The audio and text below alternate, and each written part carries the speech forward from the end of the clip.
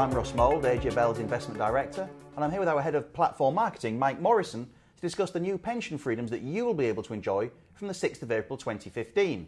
Now, in this third section, we're going to look at the ways in which you can take benefits from your self-invested personal pension, or SIP, under these new pension freedoms. Now, Mike, can you explain the different ways in which savers can access their pension under the new rules? Well, I mean, pension schemes are a fund of money, we know that.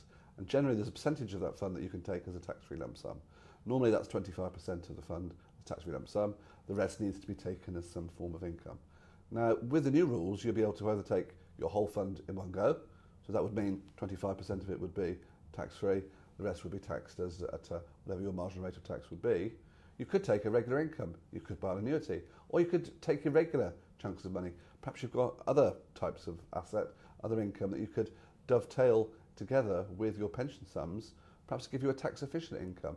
I think there's all sorts of mix and match approaches, and really it's down to taking some form of view on what you need going forwards and some of the tax efficiency of how you take that money. So there are 4 different options there. Without wishing to confuse people, how does that compare with the rules as they stand now? Because I'm sure a lot of people are actually quite familiar with those. Well, I think there's a bit of a red herring in here, in that this was introduced by the Chancellor as no one needs to buy an annuity. You've not had to buy an annuity for a number of years.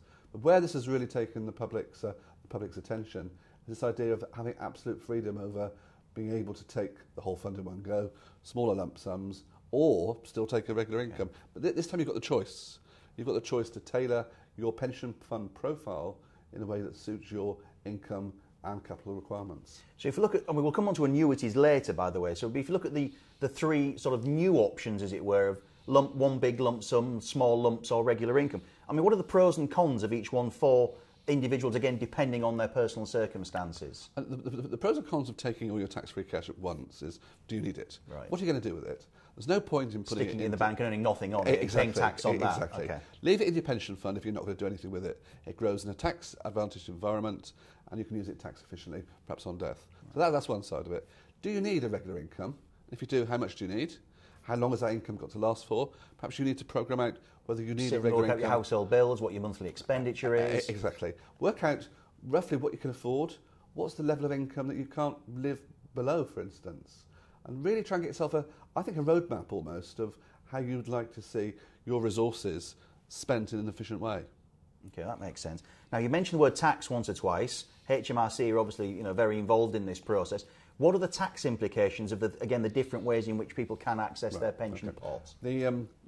By its name, the tax-free lump sum is tax-free. Good.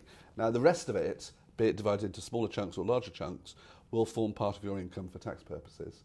So, again, perhaps if you're a basic rate taxpayer, adding too much income might take you into a high rate tax bracket. So maybe you need to be smart and think about where your tax bands fall and how you time your income. Exactly. Try and understand the hierarchies of pensions and your other income. It would be very unfortunate if you just took a little bit too much income and that took you into the higher rate tax threshold. And you got clobbered. Exactly. And so a little bit of planning and you could perhaps tax efficiently take out income in the right years at the right time, minimise your tax. If necessary, spread it over 3 or 4 years and you've got a basic rate tax allowance for 3 or 4 years. Each year you've got your tax allowances. Use those tax allowances properly. That's what they're there for. Okay, now we mentioned what allowances there. Are there any other allowances that people need to be aware of, or any other important numbers when it comes to how much money people can put in and indeed how much they can withdraw? Right. I think, again, is your pension your retirement, or you're going to continue carrying on paying money into your pension? Normally you can pay up to £40,000 a year into your pension and get full tax relief on that. Now, if you start taking income under the new rules, you invoke, excuse the jargon for a minute, what's termed the money purchase annual allowance. Okay, the MPAA. The MPAA. Yeah, okay. So if you hear that one, that's what it means. Yeah. Your £40,000 annual allowance drops to £10,000. So you can still pay £10,000 contribution, but it's much lower. So perhaps if you still want to maximise pension contributions, there are other ways of doing it.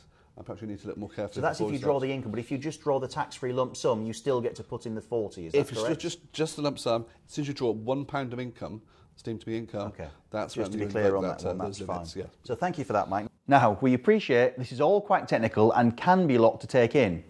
You can therefore find more information on our website, the address of which is shown here. You can also use the government service PensionWise. You can ask them for a face-to-face meeting, help over the phone, or log on to the website, and again the address is clearly displayed right here. So thank you very much for your time for watching this video, and please look out for the others that are dotted around our website on the new pension freedoms.